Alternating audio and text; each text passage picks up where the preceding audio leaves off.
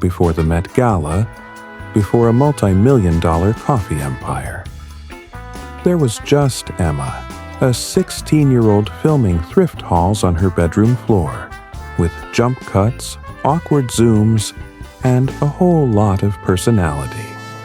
But behind the chaotic edits and caffeine-fueled rants was a voice that would redefine Gen Z creativity, change the rules of influencer culture, and reshape what authenticity looks like online. This is the untold story of how Emma Chamberlain flipped the internet upside down and stayed real while doing it. Emma Frances Chamberlain was born on May 22, 2001, in San Bruno, California, a small city nestled in the Bay Area. Her parents divorced when she was just 5, and Emma grew up an only child, raised by her artist father, Michael Chamberlain. Life wasn't always easy. Emma later opened up about struggling with anxiety and isolation throughout her early school years. At a private Catholic high school, she often felt like an outsider, misunderstood and creatively stifled. But that feeling of being different, it eventually became her superpower. In 2017, Emma uploaded her first video to YouTube. With no fancy equipment, no big production, just a thrifted outfit and a camera she barely knew how to use.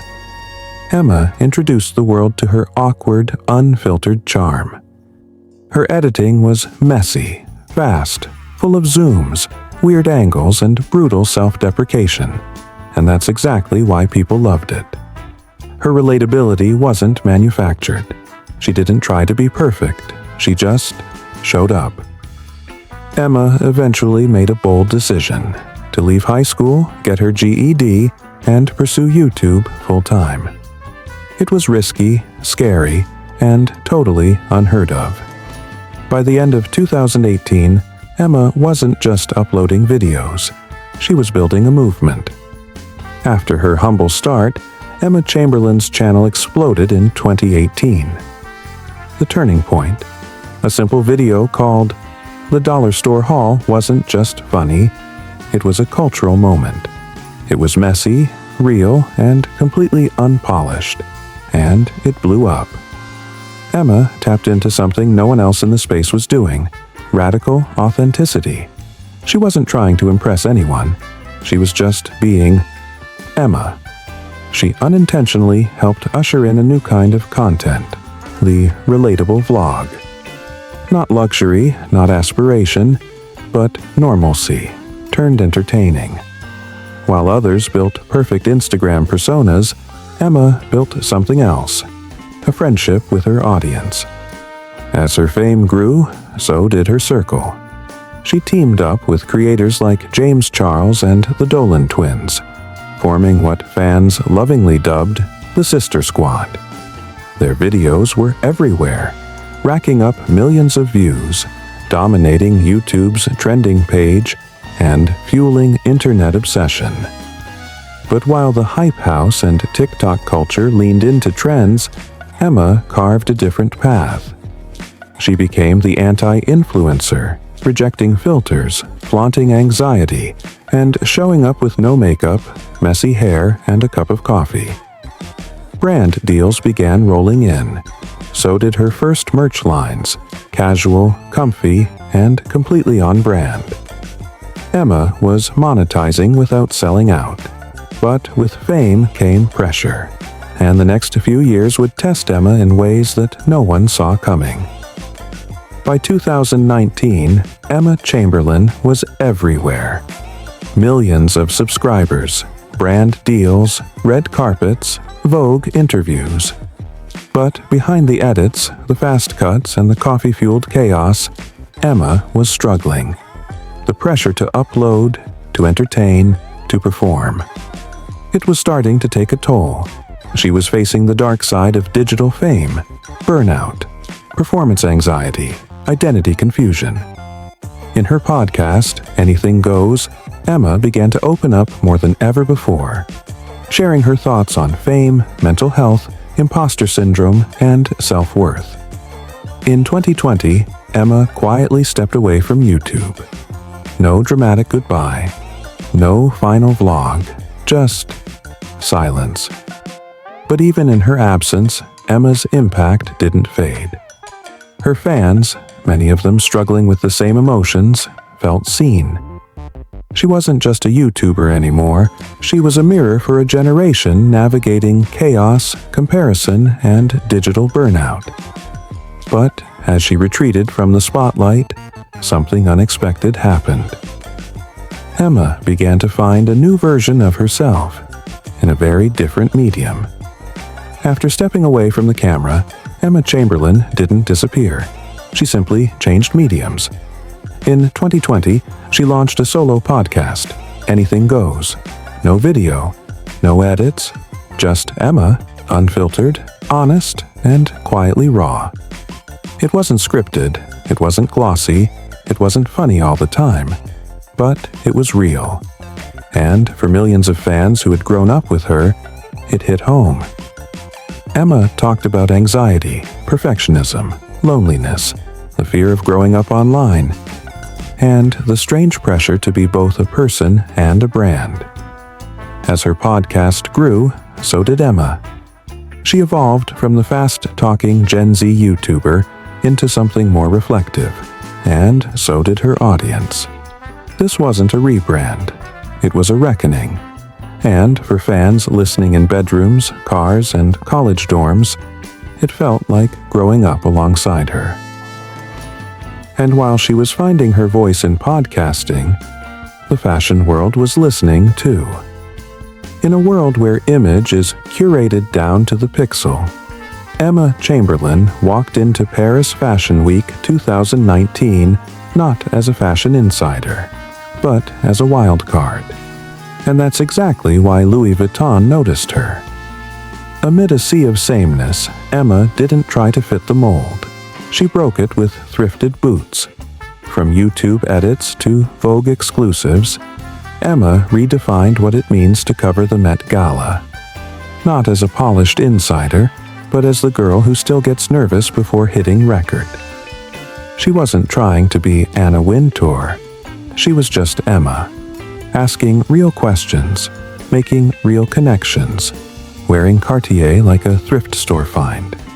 She became a fixture, not by following fashion's script, but by rewriting it. One offbeat accessory, one gut-feeling outfit at a time. Her roots weren't erased, they evolved. Thrift store Emma never left. She just started styling vintage with Vuitton. Her style isn't about trends, it's about instinct, confidence, that indescribable Emma-ness. Emma Chamberlain didn't become a fashion icon by blending in. She became one by showing up, fully, fearlessly, and authentically herself. Every empire starts somewhere. For Emma Chamberlain, it began with a cup of coffee, filmed from her kitchen counter. Her obsession was real, relatable, ritualistic, and soon, it became something bigger. In 2019, Emma didn't just launch a product, she launched a brand. Chamberlain Coffee, brewed from her personality, grounded in purpose.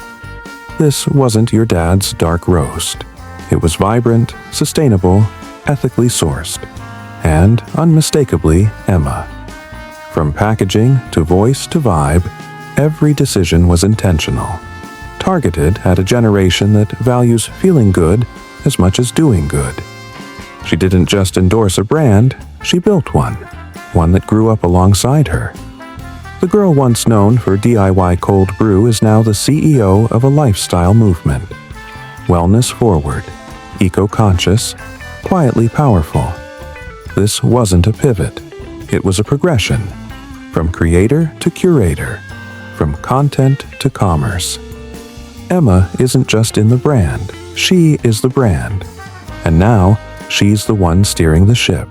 Before the edits, before the accolades, before the brand, there was just a girl, talking to a camera in her bedroom. She didn't chase perfection. She made a generation realize they didn't have to either. Emma Chamberlain redefined what it means to be a content creator, not by being the loudest voice, but the truest. She made me feel like I didn't need to fake anything to be worth watching. She made imperfection aspirational, authenticity marketable, self-awareness a superpower. Relatable wasn't just a label anymore. It was a movement. Her impact went beyond coffee, fashion, or YouTube. She gave people, especially young women, permission to be themselves, no longer just documenting her life. She was shaping the digital world around it. Emma didn't just build a brand. She built a blueprint for how to be human online. And maybe that's her greatest legacy of all. From thrift stores to the Met Gala, Emma Chamberlain is a reminder that you don't have to fake it to make it. If Emma's story inspired you, hit like, subscribe, and drop a comment below. What's your one day I'll moment?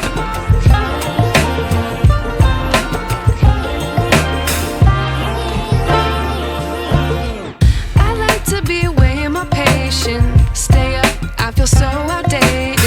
How can we look the other way? Sun is out, but the sky is gray. What would happen if I took a chance? It's always hard at first glance. I don't wanna, but I know I gotta do it. The truth is hard to swallow, I think I'll chew it.